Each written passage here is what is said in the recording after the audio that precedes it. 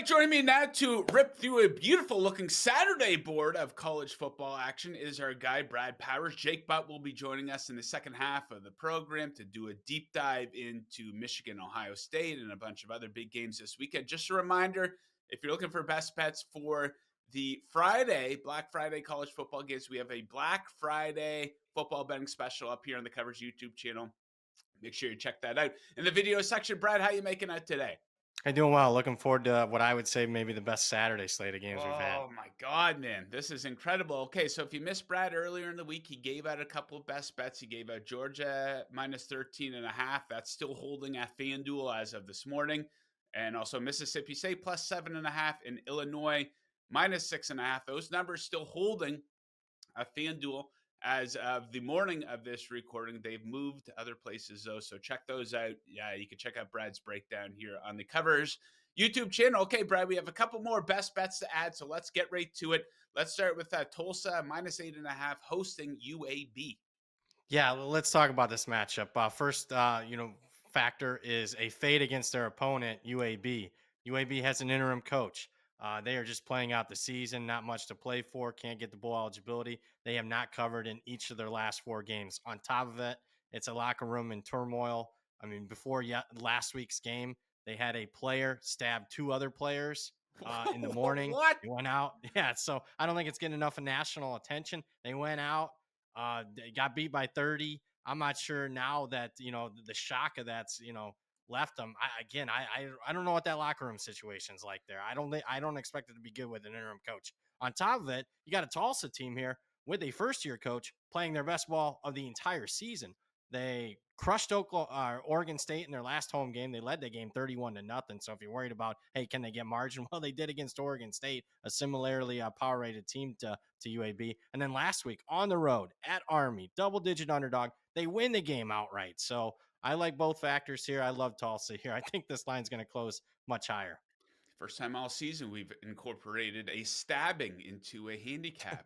There you have it for Brad. Okay, another best bet to add, Notre Dame taking on Stanford. We have a total of 49.5, and you like the over.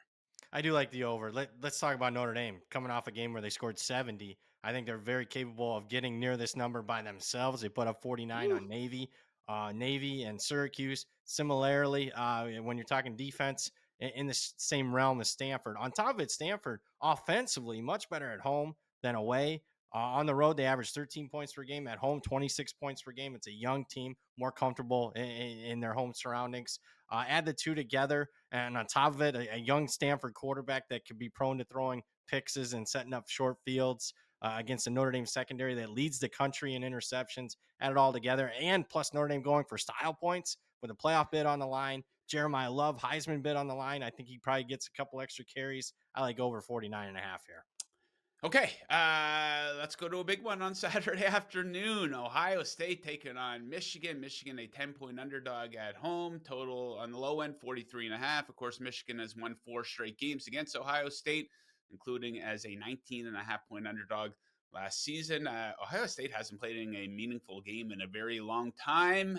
What do you make of the big one here? Yeah, I think it's a pretty fair spread. I certainly have a lot of questions than answers for being game 12 in the season for Ohio State. Number one, I mean, what's the health status of their 1-2 punch at wide receiver, Carnell Tate and Jeremiah Smith, who missed last week's game? If they both do play in this game, how healthy are they? So I have some concerns about Ohio State's offense. On top of it, Michigan's been kind of offensively has been missing some weapons, whether it be a wide receiver or more importantly for them at running back. How healthy are they going to be there? So add the two together. Let's go first half under 22.5 here. If you think that's super low, 6 of Michigan's last 7 games have went under 22.5 in the first half. Ohio Wow. State, about half their games this season have went under 22.5. You mentioned Ohio State really hasn't played anybody. Last time they played somebody, that was probably on the level as Michigan's defense was Texas. Yeah. They had a big fat goose egg in the first half of that game. Ooh, So lower that's not scoring good. here. They feel each other out to start off the game under 22.5. Okay, next up we have Miami and Pittsburgh. Pittsburgh, a 7-point home dog, total 49.5. Hurricanes coming off wins of 34-28. They're plus 220 to make the playoff here. What do you make of this one? I'm gonna go over in this one. And I know late in the season you're worried about weather. It is gonna be cold, but no wind, no precip. So let's get that out of the way. On top of it, Miami, you mentioned it, needs style points. And we got a good example of them going for style points last week. 4th and 2, under 30 seconds left. They throw a 25-yard touchdown pass against Virginia Tech that, oh, yeah, by the way, put that game over the total. So if given the opportunity, Miami will try to score late. On top of it, Pittsburgh's offense, I know a couple weeks ago wasn't a good look against Notre Dame, but this is an offense that's averaging 38 points per game and have had good performances every single week except the one against Notre Dame 2 weeks ago. So add the two together, over 49.5 for me. Okay, lots of home dogs in these marquee games here on Saturday. Washington, a 7-point dog at home, taking on Oregon, total 51.5. Oregon 12-1 to win the national championship entering the week. Washington, very tough to knock off at home. Do you think they can play spoiler a little bit here on Saturday? Yeah, I think the side's pretty fair. 7 is where I made it. So if you're dealing with 6.5 on Oregon, I think that's worthy of a bet. If you find 7.5 out there, I think that's worthy of a bet on the home dog. I'm again going to tack the total here. I'm going to go over now. If you're thinking, whoa, he's playing a lot of overs. Well, the reason behind I like the over here is let's talk about both of these teams. Oregon and Washington both have had recent injury issues at the skill position at running back and wide receiver. It appears both are going to be healthier in this instance. That has suppressed some of their scoring offensively in recent weeks. Also suppressing some scoring in recent weeks is both Oregon and Washington have played in multiple games with significant weather that's really hurt their offenses. This is a pair of top 20 offenses here. So last I checked, I know it's Seattle, but looks like it's going to be dry, no wind. Add that up, over 51.5. Okay, next up we have LSU taking on Oklahoma, who's favored by 10.5, a total of 36.5 points for this one, Brad. Both teams good under bets. Oklahoma 8-2 to the under, LSU 7-3 to the under. LSU won 37-17 last season. What do you make of this game? I know it's not always ideal to lay double digits with a low total like that, but I don't see the pathway for LSU to have success offensively. This is a team, again, playing with an interim coach that has failed to cover the spread in each of their last 5 games. Their worst performance in that stretch, I could argue, was in a win last week where they almost got outright upset against Western Kentucky as a 22-point favorite. They only won 13-10. I don't see this offense topping 14 points. On top of it, Oklahoma, with a win, gets into the college football playoff, likely gets a home game. So they will also be looking at an opportunity to put on style points if given that chance, especially with an offense for them that's been struggling. I got a very motivated team with everything to play for against a team that has nothing to play for. Give me Oklahoma minus 10.5. I made it 12. Ooh, okay, next up we have Vanderbilt taking on Tennessee, who's favored by 3 points at home. Total on the high end, 65.5 for this matchup. Vandy plus 300 to make the playoff. They've been a great bet all season, 7-2-1 against the spread. Tennessee has won 6 straight against them, though. How do you think this one goes down? Yeah, make it 7 here. I get it. Vanderbilt's been as good as any team in the country against the spread, but let's talk their couple games that they didn't, or at least came close to not covering. On the road at Alabama, didn't cover the spread. On the road against Texas. Now, if you bet that game all week long and you bet Vanderbilt, you wouldn't have covered unless you bet it like 5 minutes before kick. The closing line was 3.5. What happened in those two games? Well, stepping up in class and competition was a little steep for Vanderbilt, who's having a great season, especially against a motivated opponent. Not every opponent's super motivated against Vanderbilt. You will get a motivated Tennessee team here that can ruin Vanderbilt's season and basically end their playoff hopes. Tennessee's won 6 straight. I think that they're playing with no pressure here. Vanderbilt's got all the pressure in the world. Tennessee, the favorite. I mean, their season has been a little bit of a disappointment, but to ruin a rival, I think this number looks a little cheap. Let's lay it here with Tennessee. Hell yeah. Okay, two more to go. Cincinnati, TCU. TCU favored by 3, total 57.5. Cincinnati really limping into this game. 3 straight losses. Do you think they can bounce back here potentially? I have my doubts, but I'll tell you what's been limping for both teams heading into this matchup is both teams' offenses. I mean, 57.5 looks reasonable if we're going off full season scoring averages for both teams, but not recent trends. You look at Cincinnati's offense in those last 3 losses have averaged 17 points per game on offense. On the flip side, TCU's offense even worse the last 3 games, 16 points per game. I just don't see it with the current pathway here for either offense to have much success. So let's go under 57.5. Okay, last but not least, big one on Saturday night. Alabama looking to close out their regular season strong. They kind of have to. They're a 6-point favorite at Auburn, total 50 or 46 and a half. Bama's been a really good under bet. They've gone under in 7 of their last 8. Auburn, a great under bet at home. They've gone under in 5 of 6. What do you make of the big one Saturday night? I'm going to tack a derivative here. I'm going to tack a team total, and we're going to go over for Auburn, over 20.5. There's been a fundamental change with their offense. I told you this a few weeks ago, Joe, and you thought I was like from space when I told you this. Auburn had multiple play callers on offense for every down. No longer the case. Last 2 games with the interim coach, they have one play caller. How have they done? 2 best offensive performances of the season. Figure that out. 38 points against Vanderbilt, 62 last week. I know it was against Mercer, but Mercer is a top 10 FCS team that would be favored over 20 or 25 FBS teams. So that was a really good performance for them on offense, putting up 62 last week. They're going to use multiple quarterbacks that are run threats. That historically has given Alabama's defense fits. And what also has given Alabama fits is playing on the road at Auburn and Jordan Hare, where they've only covered one of their last 6 matchups. So I think it's going to be a close game to the wire. But let's attack the most confident I have is Auburn's team total over 20.5. Hell yeah. Okay, Brad, we will leave it at that for today. Great spot per usual. Enjoy all the action this weekend. Happy Thanksgiving to you and your family, and we'll catch you again on Monday. Happy Thanksgiving. Thanks for having me. All right, joining us now to rip through a very exciting weekend of college football action and to answer a big picture NFL question as well is our guy, former Michigan Wolverine and Denver Bronco, current analyst at the Big Ten Network, Jake Butt. Jake, how you doing? Joe, I'm doing good. I'm hungry. I'm fasting here for Thanksgiving today. I dry brined my turkey Smart. last night, so I'm going to put it in the oven right as we wrap up here, and then it's time to watch football and prepare for this crazy college football weekend. Indeed. Okay, so let's not waste any time and let's get to the big game. Of course, you played at Michigan from 2013 to 16. You played in this rivalry 4 times against Ohio State. You scored a couple touchdowns against them as Mhm. well. So I don't know if there's a better person to get into this game with. So let's do a little bit of a deep dive here. Yeah. So the game at Michigan, they're a 10-point underdog, low total 43.5. Michigan's won and covered in 4 straight, including last year, obviously, is a 19.5-point underdog. So before we get into this year's matchup, give us your perspective as someone who's competed in this rivalry. What is this week like leading up to the game, and how is it different from just an ordinary game during the regular season? Yeah, well, I don't want to toot my own horn here, but I do believe I'm the perfect person to break down this rivalry because I grew up in Columbus, Ohio. Yeah. At one point in my life, I was a diehard Ohio State fan. My best friend was a Michigan fan, and we would fist fight every year of the game. Like that's what this game is.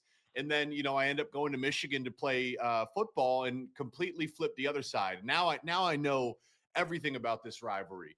What's different about this one is, look, there's big games that you play in, and hey, winning a national championship last year for Ohio State, what a great experience. And yet, even then, is a perfect example to say Ryan Day had to hire armed guards outside of his family's house to protect him because that's how serious these fan bases take this game. Won a national title, one of the winningest coaches to start a career of all time, and yet the fan base will not accept losing in this rivalry for either side.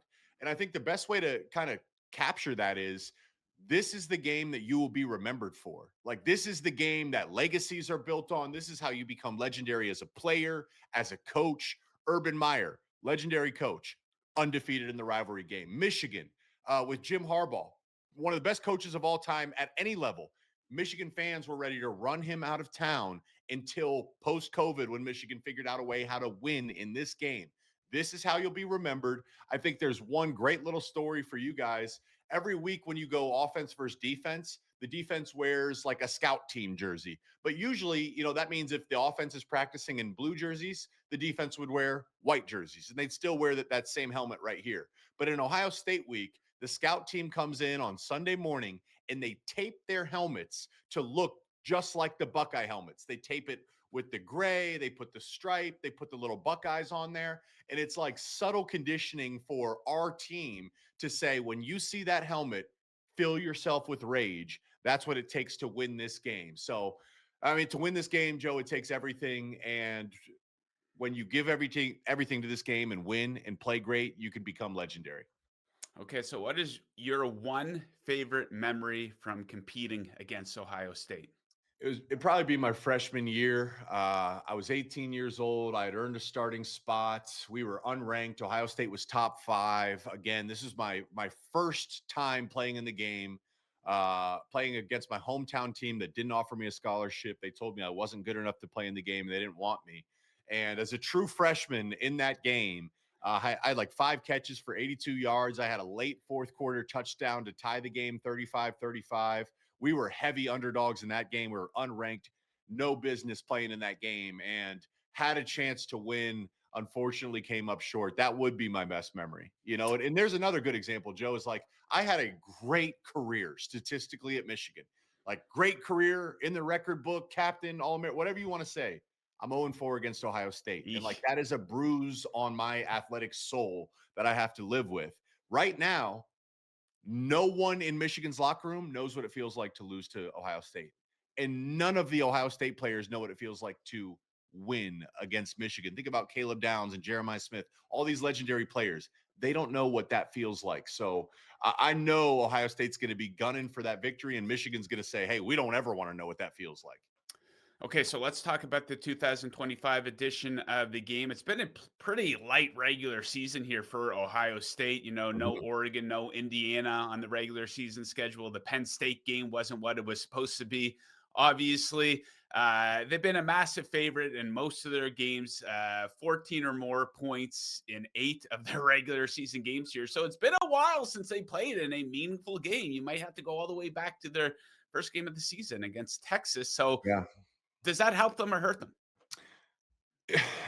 I'd say really we don't know, because we don't know how Julian Sayin is going to respond to having to go win a game late in the fourth quarter. The Texas game was close, but that game plan was so conservative. We didn't really learn anything about Julian Sayin.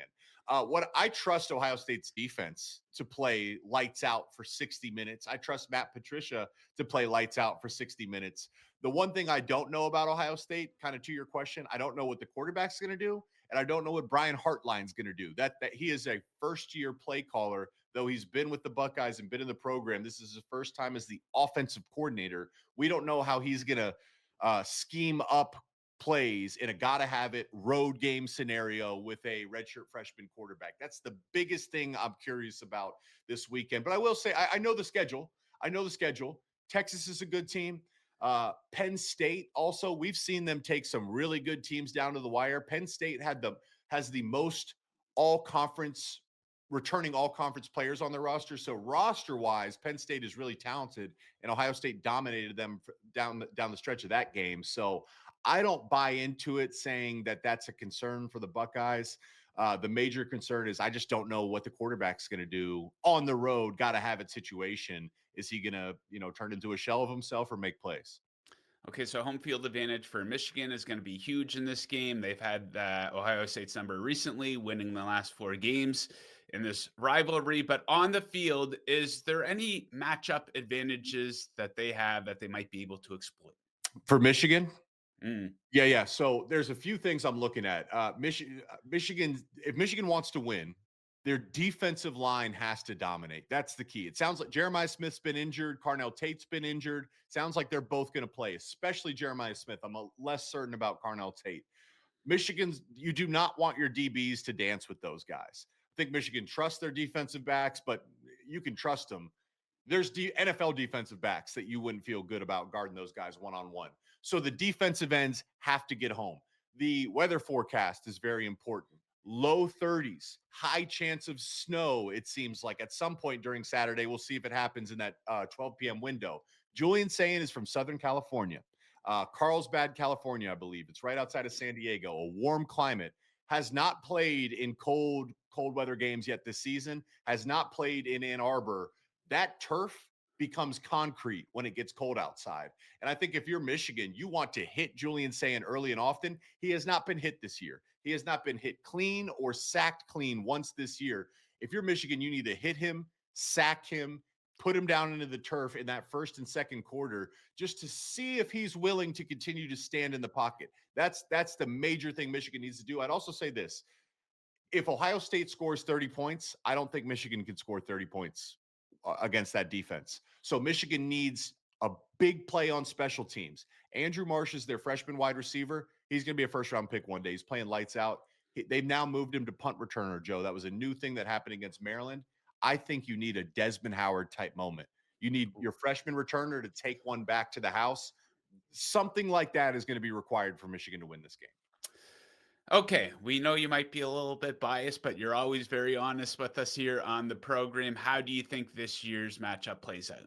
Well, I kind of bear the lead there. I mean, look, I think if Ohio State scores 30 points, I don't think there's any offense in college that's going to score 30 on Ohio State's defense. So Michigan's path to victory, this has got to be a low-scoring game similar to last year. They need a big play on special teams. That's going to be a major factor in this game, as it was last year. Michigan special teams this year, shaky. That's very concerning if you're a Wolverine fan. And then the big thing is what does their freshman quarterback do? Bryce Underwood, 18 years old, super talented, but he's going up against Matt Patricia and one of the best defenses in college football. It's a delicate balance here, Joe, where you want him to be himself and play a good game, but you don't want him to make mistakes. And yet you don't want to go in there thinking about not making mistakes. So I don't know. I want to see how an 18-year-old responds to this game. The one thing for Michigan is they're going to run the ball. They're going to run the ball, and that's going to be the key. I expect this to be a tight game, a low-scoring game. That's what it is. I'm going to take Michigan to win 21-17. Hell yeah. With the understanding they need a game-breaking play on defense or special teams. They just need to do something like that to tip the odds. Let's go. Okay, how convenient as well, because your best bet of the week also comes from this game. You're looking at a player prop. What do you got for us? Yeah, so, I mean, this is what's going to be required. It's Bryce Underwood. His line for rushing yards is at 18.5. I mean, he's a good enough athlete. One rush, and he could go for 20, 30, 40 yards. So I love the over. I expect Michigan to, understanding Michigan's going to run the ball a ton with Jordan Marshall, their running back, Kuzdal, but they are going to, I would be shocked if Underwood had less than 10 carries in this game. I think you try to run, use Bryce's legs, minimize, and be very strategic about how often you want to drop him back in the pocket, understanding one big interception could seriously lose you the game. I love that prop bet, taking Bryce to go over 18.5. Okay, I got to get your thoughts on a couple other big games this week. Let's go to the game on Friday. Just a reminder, we have a Black Friday football betting special with Bears and Eagles and the Friday slate. We have a separate video out for that here on the Covers YouTube channel, so check that out. But we got to get your thoughts on this game going down on Friday night. Texas A&M at Texas. Texas is a home underdog for the first time in a couple of years, plus 2.5. Now, Texas hasn't played good in these spotlight games, but maybe you could argue the pressure's off here a little bit, just playing for pride, I guess. At this point, do you think Texas can play spoiler here on Friday? So I agree with you.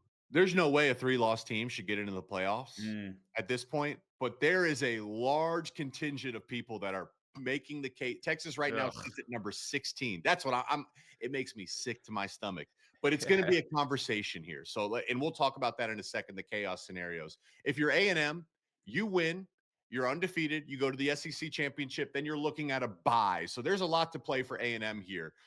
If you just look at this, I think A&M has the better offensive line. I think they have the better defensive line. I think they have a better ability to run the football. I think they have better receivers. I think they have a better secondary.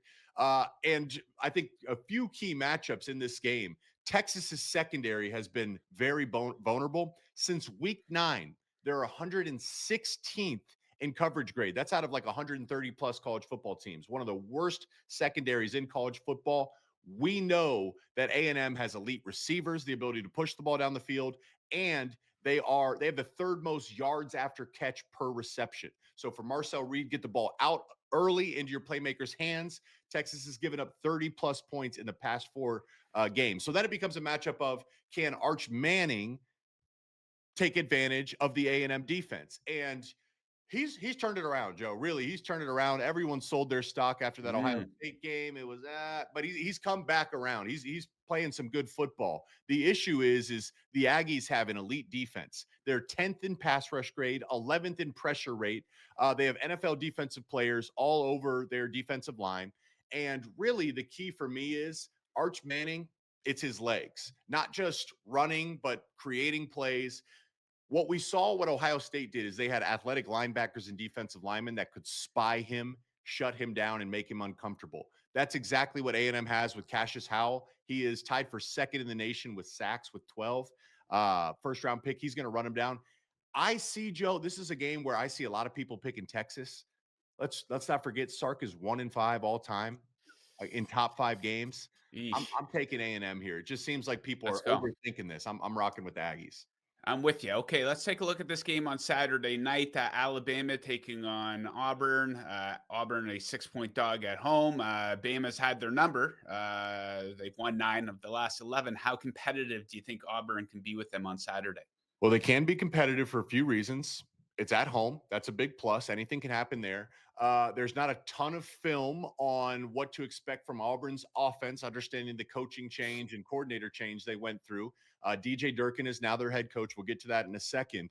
But here's really what it is. You have Ty Simpson in the Bama passing game, elite. Auburn secondary, one of the worst in college football. But Bama really has struggled to run the ball. Auburn, one of the best run defenses in college football. So you'd say Ty Simpson's just going to air it out and stress that Auburn back end. I believe that to be true. If you're Auburn, to win this game, you have to force 2 or 3 or even 4 turnovers. The game plan has to be similar to the Oklahoma game. Oklahoma won the game against Bama by forcing a ton of turnovers. If that doesn't happen, end of story. There's nothing else to talk about. I'd also say the hidden ingredient here, DJ Durkin was my defensive coordinator at Michigan. He's a maniac, a lunatic. He was also my high school coach, coached him back in high school, back in Ohio. They had one game. There was a game-winning kick to win the state championship back in Ohio. Okay. The opponent called a timeout to ice the kicker. My high school coach is talking to the kicker like, hey, breathe. You got this. Go, trying to calm him down. DJ Durkin was the senior captain, runs over, grabs the kicker by the face mask and said, if you miss this kick, I will effing murder you. And then came out on the field. Thankfully, he made the kick and they won the state championship. That's the type of guy DJ Durkin is. I'd say that can motivate your locker room in a big rivalry game. Man, God, it's not easy being a kicker, man. I feel so bad for these guys. They sit on the sideline for the majority of the game. You see them warming up, kicking into the net, and it's all on you, man. The whole season is on you. These poor guys. Okay, so as we know, it's not always as easy as it is on paper, right? Like a couple of weeks ago, we were talking about, Alabama top 4, no doubt about it. But that's not the case here. So what type of chaos do you think could potentially unfold this weekend that could shake up the playoff? So I want to try to lay this out as simple as I can. It's the 12-team playoff. But right now, you have to really get into the top 10 to make the playoffs. And the reason is you have Tulane at number 24, who would be the group of 5 representative. So put them at the 11 or 12 spot. You also need ACC representation. Miami is sitting at number 12. You have whoever, Pitt, Virginia, whatever it is that's going to win the ACC, they would have to get into the top 12. So here's the chaos scenario, I'd say. What if Michigan beats Ohio State? Michigan is currently sitting at 9-2. If they beat Ohio State, that's a great win. They're sitting at 15. Can they jump into the top 10? Assuming Alabama wins and would stay with 2 losses, assuming Miami wins with 2 losses, then they're also sitting with Notre Dame currently in the top 10 at 2 losses. Here's the chaos scenario. What if Oregon loses to Washington? It's possible. They haven't beat Washington on the road since 2021. That would mean Oregon, who is currently number 6, would also have 2 losses. What if Ole Miss loses the Egg Bowl? They're 10-1. They would have 2 losses. Joe, I'm looking at it here. I'm trying to count it up. there is probably for those final 3 or 4 spots, 7 or 8 teams, including Texas. People are making the case for Texas. Even with 3 losses, they have a ton of great wins.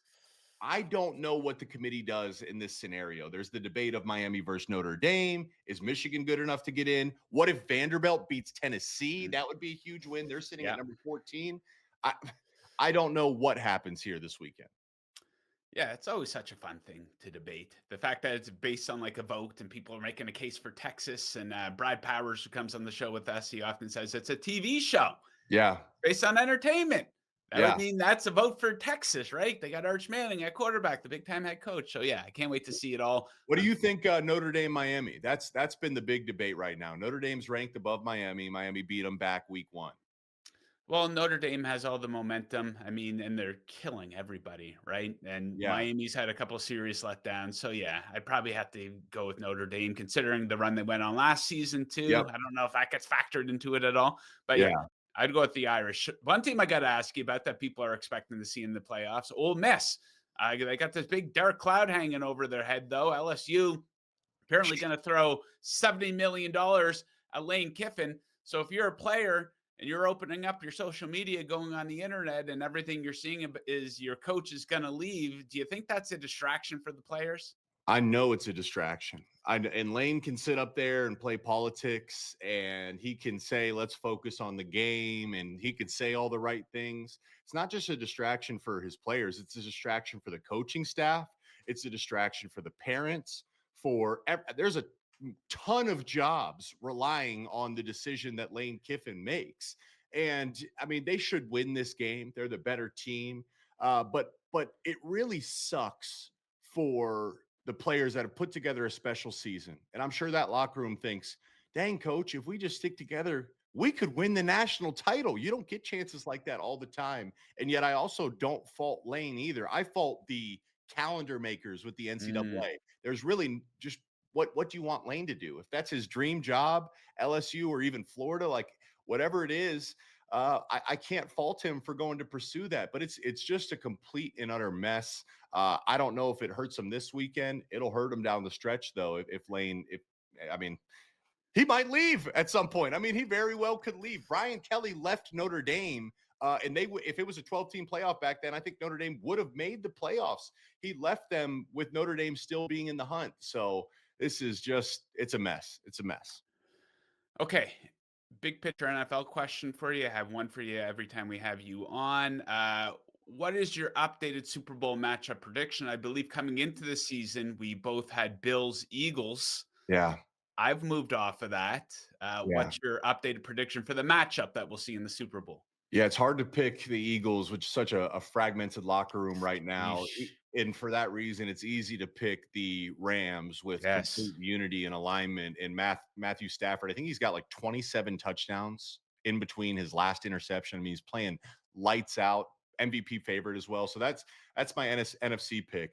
AFC is much more challenging. Good luck. I think if you're in the AFC, you say, don't let the Chiefs get in the playoffs. Don't with how messy this is. I can't pick the Colts because I can't pick Daniel Jones to lead his team to the playoffs. I just can't.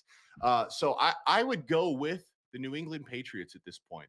My biggest concern is it sounds like they got pretty beat up across the offensive line when they played the Bengals. That is concerning, but Drake May is playing at an MVP level. They have a coach that has won Super Bowls and has coached deep playoff runs with rosters probably not as good as what he has with the Patriots. I just think they're a team that's going to emerge from all this noise and trash. I'll take the Patriots-Rams Super Bowl rematch from a few years ago. I'm going to go Rams versus your former team, the Denver Broncos. People want to call the Broncos frauds. Listen, and I was on that train a little bit too. But they also have wins in Philadelphia earlier in the season and their most recent game against the Kansas City Chiefs. So they've won a couple of just big-time matchups. I know there's concerns about Bo Nix, but if they can lock up that number 1 seed in the AFC, that's going to be a very tough place to go into.